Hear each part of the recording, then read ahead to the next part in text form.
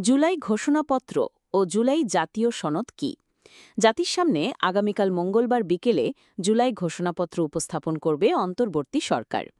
অন্যদিকে জাতীয় ঐক্যমত্য কমিশন ব্যস্ত জুলাই জাতীয় সনদ চূড়ান্ত করার কাজে। সাম্প্রতিক সময়ে রাজনৈতিক অঙ্গনে বহুল আলোচিত দুটি বিষয়, জুলাই ঘোষণাপত্র ও জুলাই জাতীয় সনদ। এ দুটি বিষয় একই বা কাছাকাছি মনে হলেও আসলে তা নয়। ঘোষণাপত্র ও সনদ দুটি পুরোপুরি আলাদা বিষয়। সহজভাবে বলা যায়, জুলাই ঘোষণাপত্র হল ২০২৪ সালের জুলাইয়ের গণ-অভ্যুত্থানের একটি দলিল, যার মাধ্যমে জুলাই গণ-অভ্যুত্থানকে রাষ্ট্রীয় ও সাংবিধানিকভাবে স্বীকৃতি দেওয়া হবে। অন্যদিকে জুলাই জাতীয় সনদ হল রাষ্ট্রের বিভিন্ন ক্ষেত্রে সংস্কার প্রস্তাব বাস্তবায়নে ঐক্যমত্যের একটি রাজনৈতিক দলিল। জুলাই ঘোষণাপত্রে কি কি থাকছে তার একটি খসড়া সংশ্লিষ্ট সূত্রে পাওয়া গেছে। খসড়ায় মোট ২৬টি দফার উল্লেখ আছে।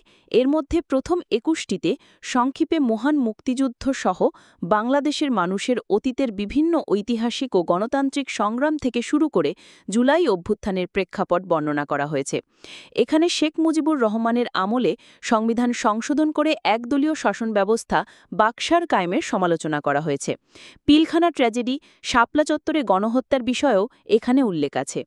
গণ-অভ্যুত্থানের মধ্য দিয়ে ক্ষমতায় আসা অন্তর্বর্তী সরকার রাষ্ট্রের বিভিন্ন ক্ষেত্রে সংস্কার আনার উদ্যোগ নেয়। ইতিমধ্যে প্রথম ধাপে গঠিত করা ৬টি সংস্কার কমিশনের সংস্কার প্রস্তাব নিয়ে রাজনৈতিক ঐকমত্য হয়েছে। যেসব সংস্কার প্রস্তাব বাস্তবায়নে রাজনৈতিক দলগুলো একমত হয়েছে, সেগুলো নিয়ে তৈরি করা হবে একটি সনদ। এটি জুলাই জাতীয় সনদ। এই সনদেরও একটি খসড়া তৈরি করেছে জাতীয় ঐক্যমত্য কমিশন। এটি এখনও চূড়ান্ত হয়নি। সংস্কার বাস্তবায়ন প্রক্রিয়া কী হবে সে বিষয়ে এখন আবার রাজনৈতিক দল ও বিশেষজ্ঞদের সঙ্গে আলোচনা করবে জাতীয় ঐক্যমত্য কমিশন। এরপর চূড়ান্ত করা হবে জুলাই জাতীয় সনদ। জাতীয় ঐক্যমত্য কমিশনের সঙ্গে সংস্কার প্রস্তাব নিয়ে আলোচনায় ৩০টি রাজনৈতিক দল ও জোট অংশ নেয়। সনদে এই দলগুলোর সই করার কথা রয়েছে।